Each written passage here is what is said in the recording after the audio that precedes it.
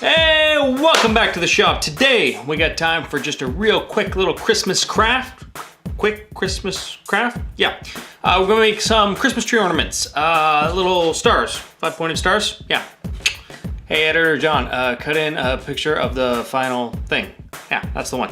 I got some hardwood scraps here to work with. I got some bloodwood, I got some walnut, I got some black locust, I got some Osage orange, all kinds of neat colors here. I'm gonna cut out a whole bunch of little petals for these stars, put a little redwood edge on them and glue them together and then tie them up with a ribbon. And they're gonna be really neat little Christmas ornaments that you can give as gifts. Ready? Let's get started.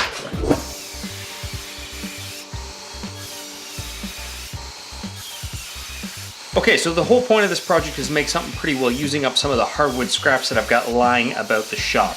As such, all the pieces that I'm using here are all different shapes and sizes. So the first step is going to be to resaw them to about a 1/4 inch thickness and then make sure that they're flat and square using the jointer and the planer.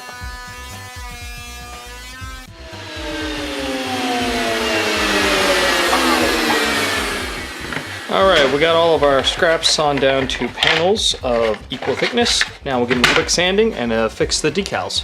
Okay, so this is the template. Basically, each of these represents one leg or petal, I guess I've been calling them, of a star. The length of one of these petals is 1.5 inches from point to point. That means that when I arrange them 5 to a star, each of my stars is gonna come out approximately 3 inches tall. Now, you could affix the template to your workpiece with a glue stick. I'm gonna use this spray adhesive, the Super 77. All right, over to the bandsaw, we'll cut those out.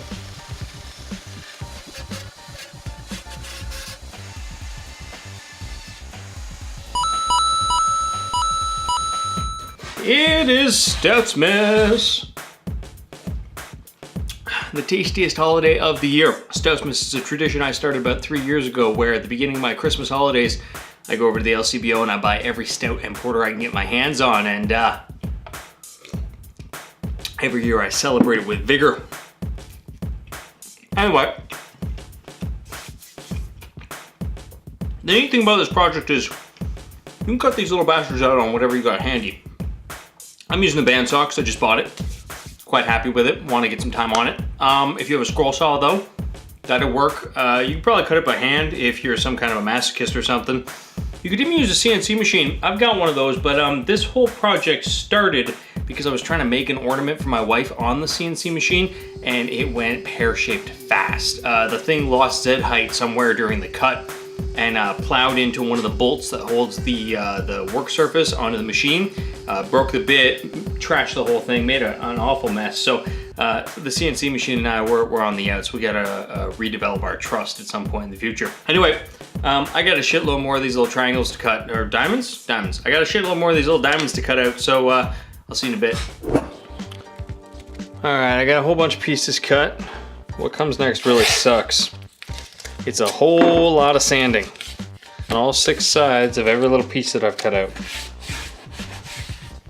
I'm gonna start with peeling the sticker template, that's what it is, off the front of the piece. Spray adhesive comes off pretty easy. And then give it a rough sanding, sticking with the direction of the grain on each of the 2 faces. And then give each of the edges a few strokes as well to clean up the tool marks from the saw.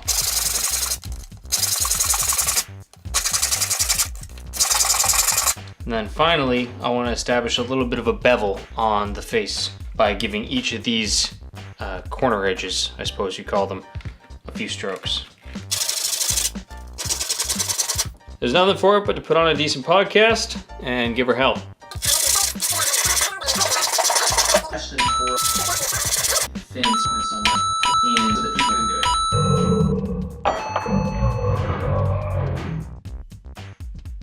Last one. This is the beech or elder or something. It's white, and holy shit is it hard. I've done all of these guys here, and it's taken a minute. So we got both the faces, all the sides, and then we establish a bevel here by going across one of the edges at 45. Done. Now, I just gotta do all these again at 200 and 400 grit. Fuck. I'm like the Men in Black, man. I don't have any fingerprints left. Sanding.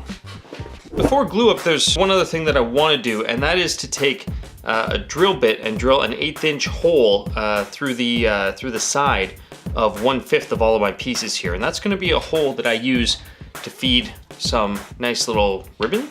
Wire? What is this called? I guess it's called ribbon. It doesn't look like ribbon to me, but we're gonna feed some ribbon through it, and that'll be the thing that you use to hang this thing on the tree. So I gotta come up with a jig that I can use on the drill press to drill a repeated hole through the top of one of these things for the ribbon. Let's do that next. Okay, so what I'm looking to do is to hold these things basically level to the ground. So I'm gonna take this bit of 1/4 inch plywood. It's the same thickness as one of these pieces. I'm gonna set a piece on the edge here so that its points right on the edge. I'm gonna trace that, and we're gonna cut this shape out on the bandsaw. But first, I'm gonna cut this piece down to size.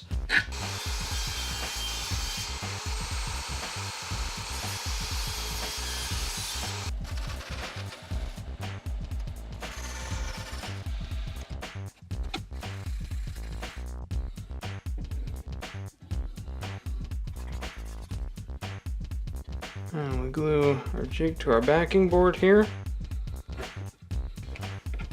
And we glue that onto this scrap of pine here.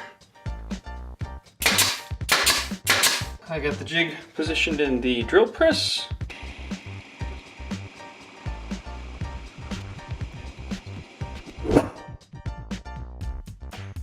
It's assembly time, it's assembly time. Now assembly here is pretty simple. What we're basically gonna do is put down one pedal, get us started, and then each additional pedal is just gonna get glue on one of its edges and slide into place beside the first. And we're using as little glue as possible here so as not to get glue all over the place. Glue tape holds it all in place while it dries.